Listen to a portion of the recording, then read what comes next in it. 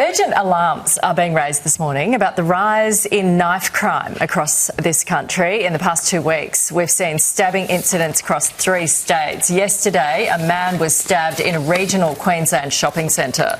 This week, before 2 people were allegedly stabbed by the same man at different locations in Melbourne, and before that 2 others were allegedly stabbed in a Chinese restaurant on the New South Wales Central Coast. So are things actually getting worse, remarkably? To break it down, we're joined by former Detective Superintendent Rob Critchlow and founder of Jack's Law, Brett Beasley. Good to have you with us. First to you, Rob. You were in the force during the height of knife crime. How bad are things now comparatively? Well, comparatively, the stats show that knife crime and violent crime in general is trending down. But it's obviously still too high. While we have people being hurt through violence, it's not good enough. But I think it's better than it was, but it still remains an issue. OK, Brett, you speak to victims of knife crime all the time, all around the country.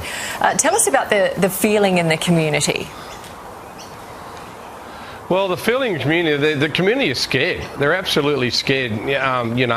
Jack's Law is absolutely working, as we know, Nat. And look, I think the figures are coming down.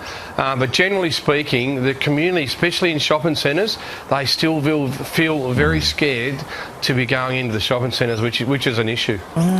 Brett, we had a police officer, a superintendent from one of the task force that is using Jack's Law and the extra wanding powers, etc., is making a big difference. How much further does it need to go?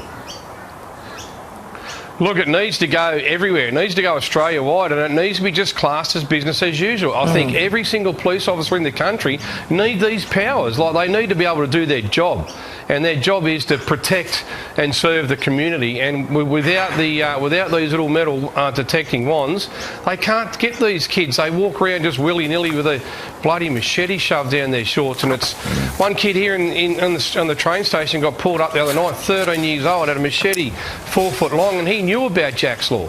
Yet they still choose to walk around like that. It's scary stuff. Yeah, he was just running the gauntlet. Rob, it's hard, isn't it, when you talk about stats? Because whatever they are, there's a number there, and the people behind those attacks could be affected for the rest of their life. What else could police be doing to reduce knife crime?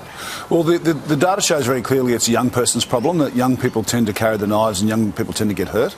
So I think the police have good records with engaging with the community, and I think if we have more kids involved in sport, like good community rugby clubs like Newport Breakers and so forth, those community groups can get these kids busy and get them away from hanging around shopping centres with weapons.